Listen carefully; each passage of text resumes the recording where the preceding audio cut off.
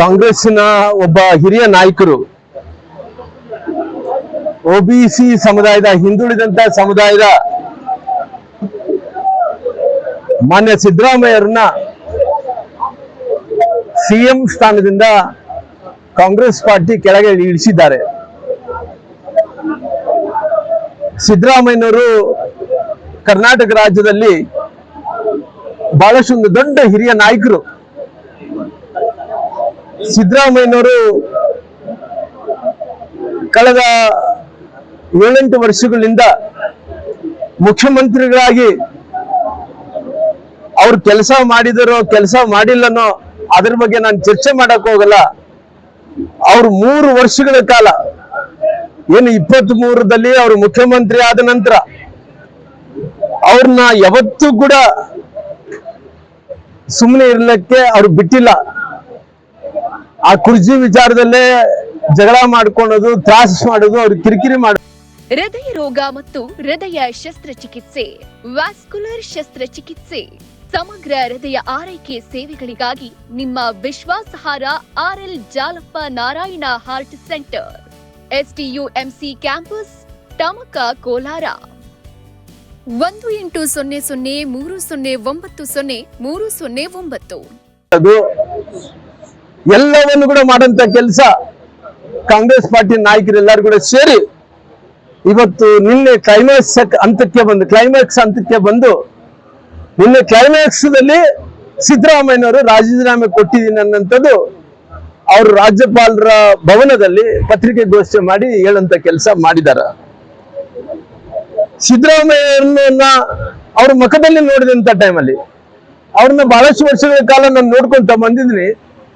ಅವ್ರ ಮುಖದಲ್ಲಿ ನೋಡಂತ ಟೈಮಲ್ಲಿ ನನಗೆ ಬಹಳಷ್ಟು ನೋವಾಯ್ತು. ಯಾಕಂದ್ರೆ ಅವ್ರ ಮುಖ ನೋಡಂತ ಟೈಮಲ್ಲಿ ತುಂಬಾ ಅವ್ರ ಮುಖದಲ್ಲಿ ಬಹಳಷ್ಟು ಆಗಿದ್ದಾರೆ ಅನ್ನಂಥದ್ದು ಕೂಡ ಕಾಣ್ತಾ ಇತ್ತು. ಇವತ್ತು ಕಾಂಗ್ರೆಸ್ ಪಾರ್ಟಿ, ಕಾಂಗ್ರೆಸ್ ನಾಯಕರು ಎಲ್ಲರೂ ಕೂಡ ಹಿಂದುಳಿದಂತ ಸಮುದಾಯದ ನಾಯಕರು, OBC ನಾಯಕರಾದಂತ ಸನ್ಮಾನ್ಯ ಸಿದ್ದರಾಮಯ್ಯರನ್ನ ಅವರೇನ ಹೈಕಮಾಂಡ್ ತೀರ್ಮಾನವನ್ನು ತಗೊಂಡು ಕೆಳಗಿಳಿಸಿದಾರೋ ಇದು ಬಹಳಷ್ಟು ಬೇಸರ, ಅಂದ್ರೆ ಬಹಳಷ್ಟು ನೋವು ತರುವಂತ ಕೆಲಸ ಕಾಂಗ್ರೆಸ್ ಪಾರ್ಟಿ ಮಾಡಿದೆ. ಇವತ್ತು ಸಿದ್ದರಾಮಯ್ಯರನ್ನ ಈ ರಾಜ್ಯದಲ್ಲಿ ದೊಡ್ಡ ನಾಯಕರು ಯಾವ ರೀತಿಯಲ್ಲಿ ಗೌರವದಿಂದ ನಡ್ಕೋಬೇಕಾಯ್ತೋ 3 ವರ್ಷಗಳ ಕಾಲ ಆ ರೀತಿ ನಡೆಸ್ಕೊಂಡಿಲ್ಲ ಕಾಂಗ್ರೆಸ್ ಪಾರ್ಟಿ. ಹಂಗಾಗಿ ಸಿದ್ದರಾಮಯ್ಯನವರು 3 ವರ್ಷಗಳ ಕಾಲ ಜಗ್ಗಾಟ ಮಾಡಿದಾರ.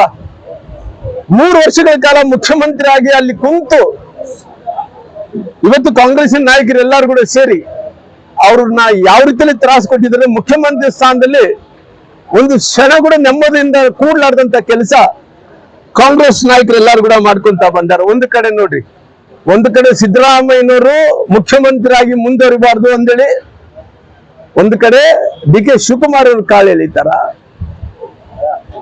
ಮತ್ತೆ ಯಾರು ಮುಖ್ಯಮಂತ್ರಿ ಆಗ್ಬೇಕಂದ್ರೆ ACC ಅಧ್ಯಕ್ಷರಂತ ಮಲ್ಲಿಕಾರ್ಜುನ್ ಖರ್ಗೆ ಅವರು ಒಂದ್ ಕಡೆ ನಾನು ಬೇರೆಯವ್ರು ಆಗ್ಬೇಕು ಅಂದೇಳಿ ಅವ್ರು, ನಾನಂದ್ರೆ ನಾನಲ್ಲ ಅವ್ರು ಆಗ್ಬೇಕು ಅಂದೇಳಿ ಅವ್ರು ಒಂದ್ ಕಡೆ ಕಾಲಿದೆ ಅಂತ ಕೆಲಸ ಆಗುತ್ತೆ.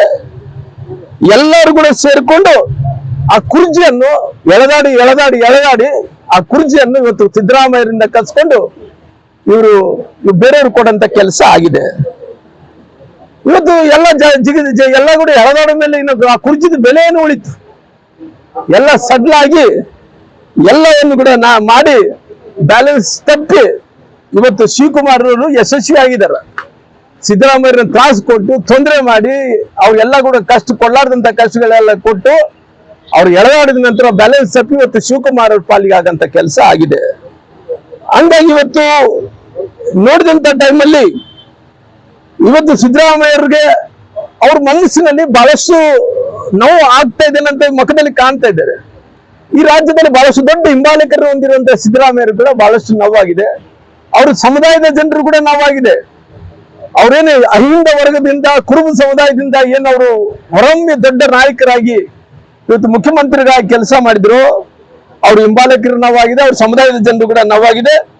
ಜೊತೆಲಿ ಅವರೆಲ್ಲರೂ ಕೂಡ ಸಮುದಾಯದ ಜನರೆಲ್ಲರೂ ಕೂಡ ನೋವುದಿಂದ ಬಹಳಷ್ಟು ಜನರು ಅವರೆಲ್ಲರೂ ಕೂಡ ಹೋರಾಟಗಳನ್ನು ಮಾಡಂತ ಕೆಲಸ ಮಾಡ್ತಾ ಇದ್ದಾರೆ. ನಾನು ರಾಹುಲ್ ಗಾಂಧಿ ಅವರ ಒಂದು ಪ್ರಶ್ನೆ ಕೇಳ್ತೀನಿ. ರಾಹುಲ್ ಗಾಂಧಿ ಅವರು ತಾವು ಯಾವತ್ತೂ ಹೇಳಿದ್ರೆ ಕೂಡ ಓಬಿಸಿ ನಾಯಕರು ಅಂತೇಳಿ ಯಾರನ್ನ ಪ್ರಶ್ನೆ ಮಾಡ್ತೀರಿ? ಪ್ರಧಾನಮಂತ್ರಿಗಳ ಪ್ರಶ್ನೆ ಮಾಡ್ತಿರ್ತಾನ ರಾಹುಲ್ ಗಾಂಧಿ ಅವರು. ಪ್ರಶ್ನೆ ಮಾಡೋದೇನಂದ್ರೆ, ಮೋದಿ ಅವರ ಕ್ಯಾಬಿನೆಟ್ ಅಲ್ಲಿ ಎಷ್ಟು ಮಂದಿ ಓಬಿಸಿಗಳು ಇದಾರ, ಆ ಓಬಿಸಿಗಳು ಯಾರ್ಯಾರು ಇದಾರೆ ಅಂತೇಳಿ ನೋಡಂತ ಕೆಲಸ ಮಾಡ್ತಾ ಅದ್ರ ಬಗ್ಗೆ ಹೇಳಿಕೆಗಳನ್ನು ಕೊಡಂತ ಕೆಲಸ ಮಾಡ್ತಾನ. ನಂತರ ನೀವು ನೌಕರಿ ತಗೊಂಡಂತ ಟೈಮಲ್ಲಿ ಸೈನಿಕರಲ್ಲಿ ನಾವು ಏನನ್ನ ನೀವು ಓಬಿಸಿಗಳು ಎಷ್ಟು ಮಂದಿ ತಗೊಂಡಿರ ಅಂತ ಹೇಳ್ತಾರ. ಅದು ಯಾವುದೇ ವಿಚಾರ ನೋಡಿದಂತ ಟೈಮಲ್ಲಿ ಕೂಡ ಓಬಿಸಿಗಳು ಅಂತ ಹೇಳಂತ ಮನುಷ್ಯ ಇವತ್ತು ದೇಶದಲ್ಲಿ ಇವತ್ತು ಕಾಂಗ್ರೆಸ್ ಪಾರ್ಟಿ ಎಷ್ಟು ಕಡೆ ಅಧಿಕಾರದಲ್ಲಿದೆ.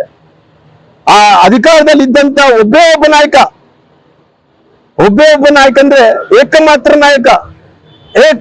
ನಾಯಕ ಓಬಿಸಿ ನಾಯಕ ಸಿದ್ದರಾಮಯ್ಯನವ್ರನ್ನ ಇವತ್ತು ಕಾಂಗ್ರೆಸ್ ಪಾರ್ಟಿ ಮುಖ್ಯಮಂತ್ರಿ ಸ್ಥಾನದಿಂದ ಕೆಳಗಿಳಿಸಂತ ಕೆಲಸ ಆಗಿದೆ.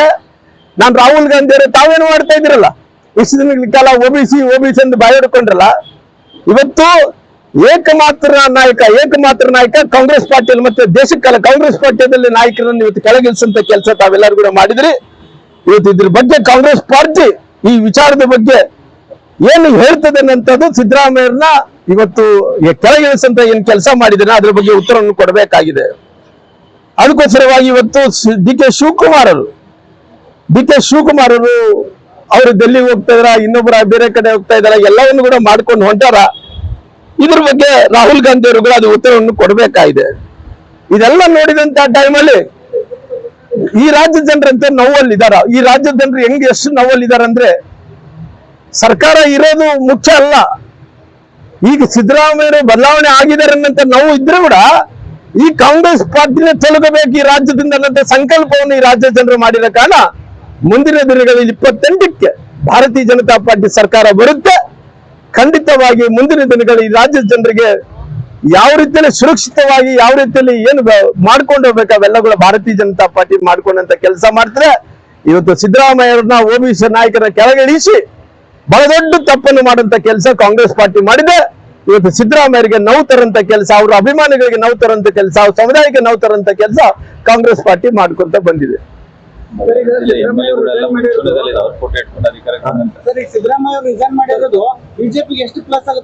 ನೋಡಿ, ಇವತ್ತು ಉದಾಹರಣೆಯಾಗಿ ಬಳ್ಳಾರಿ ಜಿಲ್ಲೆಯಲ್ಲಿ ನನ್ನ ಸುರೇಶ್ ಬಾಬು ಅವರು ಹೇಳ್ತಾ ಇದ್ರು, ನಮ್ಮ ಗೋವಿಂದ ರಾಜ್ನವರು ಹೇಳ್ತಾ ಇದ್ರು, ಬಹುಶಃ ಇಡೀ ಕರ್ನಾಟಕದಲ್ಲಿ ಕಲ್ಯಾಣ ಕರ್ನಾಟಕ ಭಾಗದಲ್ಲಿ ಸಿದ್ದರಾಮಯ್ಯರಿಂದನೇ ಎಲ್ಲ ಶಾಸಕರು ಗೆದ್ದಿರಂತದ್ದು ನಮ್ಮ ಜಿಲ್ಲೆಯಲ್ಲಿ. ಬಹುಶಃ ಸಿದ್ದರಾಮಯ್ಯರು ತೆಗೆದ್ರೆ ಕಾಂಗ್ರೆಸ್ ಪಾರ್ಟಿ ಏನಿಲ್ಲ.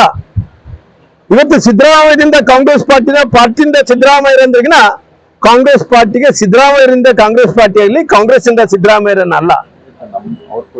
ಅವ್ರು ಫೋಟೋ ಹಿಡ್ಕೊಂಡು ಎಲ್ಲರೂ ಕೂಡ ಗೆಲ್ಲಂತ ಕೆಲಸ ಮಾಡಿ ಎಲ್ಲಾ ಶಾಸಕರು ಮತ್ತೆ ಅದೇ ಶಾಸಕರಿಗೆ ಹೋಗಿ ಮತ್ತೆ ಇವತ್ತು ಯಾರು ಮುಖ್ಯಮಂತ್ರಿ ಆಗ್ತಾರೋ ಅವ್ರನ್ನ ಮೆಚ್ಚಂತ ಕೆಲಸ ಆಗ್ತಾ ಇದೆ.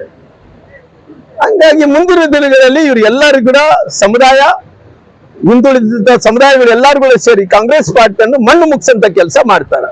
ಬಳ್ಳಾರಿ ಜಿಲ್ಲೆಯಲ್ಲಿ ನೋಡಿ, ಯಡಿಯೂರಪ್ಪ ರಾಜೀನಾಮೆ ಕೊಡುವಂತ ವಿಚಾರ ಡಿಫ್ರೆಂಟ್.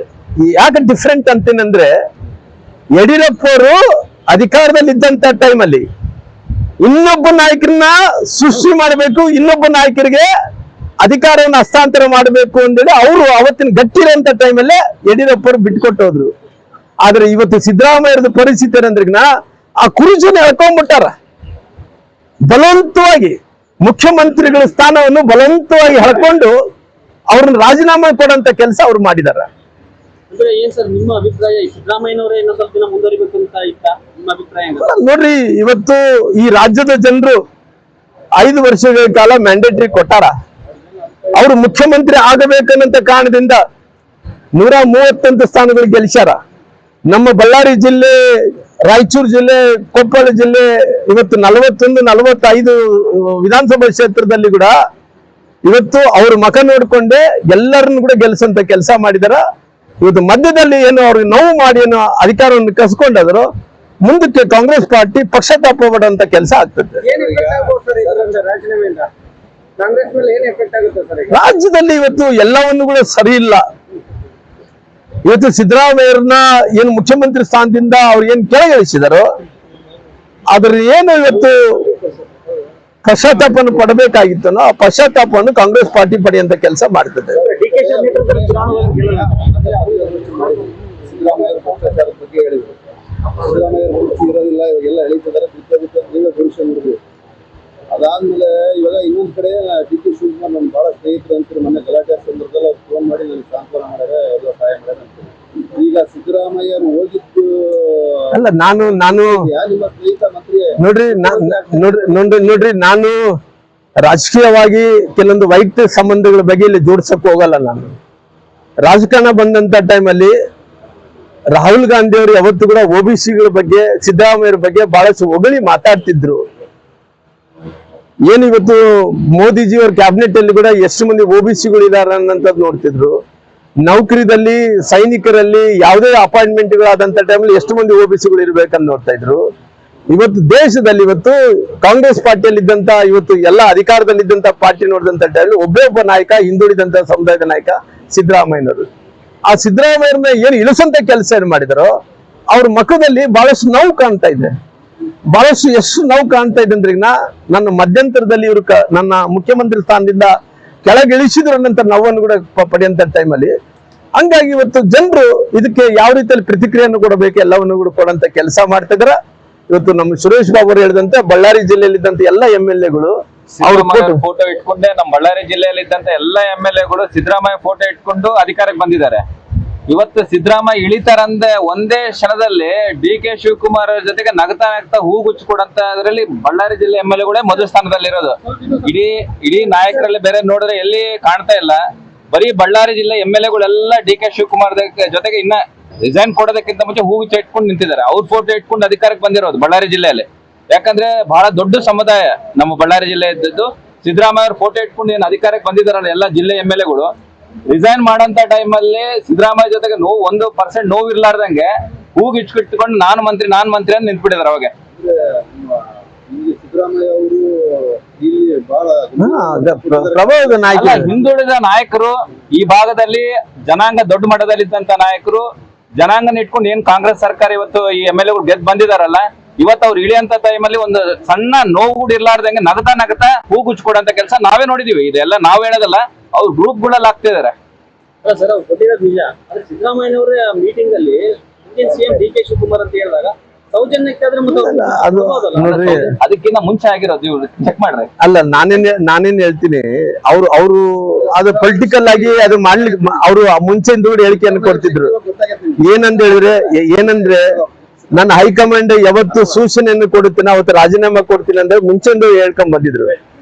ದಿಲ್ಲಿಗೆ ಹೋದ್ಮೇಲೆ ರಾಹುಲ್ ಗಾಂಧಿ ಅವರು ಸೋನಿಯಾ ಗಾಂಧಿ ಎಲ್ಲಾರು ಕೂಡ ಸೇರಿ ರಾಜೀನಾಮೆ ಕೊಡಬೇಕು ಅಂತ ಹೇಳಿ ತೀರ್ಮಾನ ಆದ ನಂತರ ಅವ್ರು ಕೊಟ್ಟು ಬಂದ ನಂತರ ಕೂಡ ಅವ್ರ ಮುಖದಲ್ಲಿ ನೋವು ಇತ್ತು ಅನ್ನಂತ ಭಾವನೆಯನ್ನು ವ್ಯಕ್ತಪಡಿಸ್ತಾ ಇದ್ದೀನಿ ನಾನು.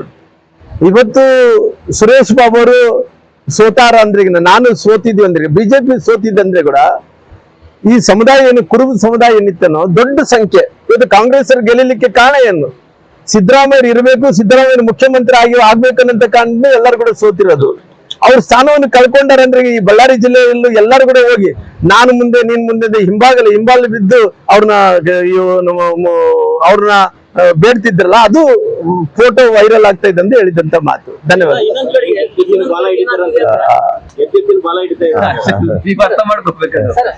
ಇನ್ನೊಂದ್ ಕಡೆ ಏನಾಗ್ತದೆ, CM ವಿಚಾರ ಒಂದ್ ಕಡೆಗೆ KPCC ಅಧ್ಯಕ್ಷ ಸ್ಥಾನನ SK ಕಮಿಟಿ ಅಂದ್ರೆ ಸತೀಶ್ ಜಾರಕಿಹೊಳಿ ಕೊಡ್ಬೇಕು ಅನ್ನೋ ಚರ್ಚೆ ಆಗ್ತಿದೆ. ನೋಡ್ರಿ, ಅವ್ರ ಆಂತರಿಕ ವಿಚಾರ ನಾನು ಏನು ಹೇಳಕ್ ಹೋಗಲ್ಲ.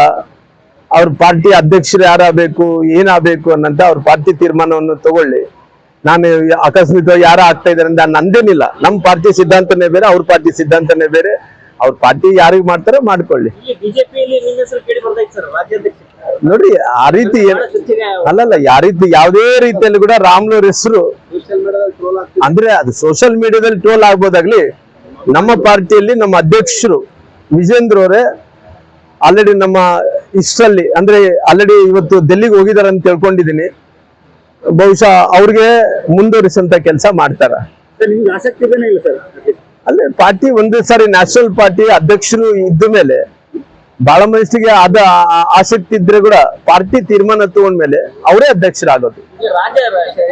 ರಾಷ್ಟ್ರ ಮಟ್ಟದಲ್ಲಿ ನಿತಿನ್ ಕಾಂಗ್ರೆಸ್ ಶಾಸಕರು ಯಡಿಯೂರಪ್ಪ ಸಿಎಂ ಹಿಡಿದೋಗ್ತಾರೆ ಸಮುದಾಯದ ಪರವಾಗಿ ಹೇಳ್ತೀನಿ ಅಂತ ಹೇಳಿದ್ರು. ಈ ಸಮುದಾಯದ ಪರವಾಗಿ ಸತೀಶ್ ಆಗೋದು ಬೇಡವಾ ಅಂದ್ರೆ ಅಲ್ಲರಿ ಸಮುದಾಯ ಬರಲ್ರಿ ಇಲ್ಲಿ, ಪಾರ್ಟಿಗಳು ಬರ್ತಾವ, ಸಮುದಾಯ ಬರಲ್ಲ ಇಲ್ಲಿ. ಅಲ್ಲಿ ಕಾಂಗ್ರೆಸ್ ಅಲ್ಲಿ ಬಿಜೆಪಿ ಸಿಎಂ ನಮ್ಮ ಸ್ವಂತ ದೊಡ್ಡ ಸಮುದಾಯ ಅಂತ ಹೇಳಿದ್ರು.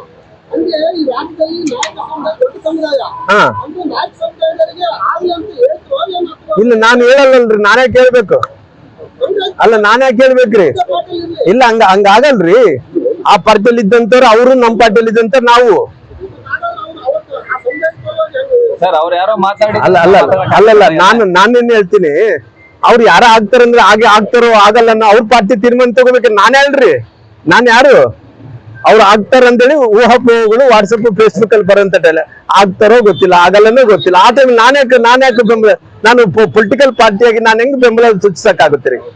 ಸರ್ ಈಗ ಕಡೆಯದಾಗಿ ಸಿದ್ದರಾಮಯ್ಯ ಅವರು ನೀವು ಯಾವಾಗ ಮೂಲದ ಭಾಷೆ ಮಾತಾಡ್ತಿದ್ರಿ ಪಕ್ಷನ ಕಾರಣಕ್ಕೆ, ಬಟ್ ಅವ್ರ ಶಕ್ತಿ ಅಲ್ಲ ಅವ್ರ ನೋಡ್ರಿ, ನನಗೆ ಅವ್ರ ಶಕ್ತಿ ಬಗ್ಗೆ ಗೊತ್ತಿದೆ ರೀ. ಅವ್ರ ಜೊತೆ ನಾನು ಕೂಡ ಈ 25 ವರ್ಷಗಳ ಕಾಲ ರಾಜಕಾರಣ ಮಾಡ್ಕೊಂತ ಬಂದೆ. ಅವ್ರ ಪೊಲಿಟಿಕಲ್ ಇದ್ದಂತ ಟೈಮಲ್ಲಿ ಅವ್ರು ವಿರೋಧಿಸ್ತೀವ್ರಿ.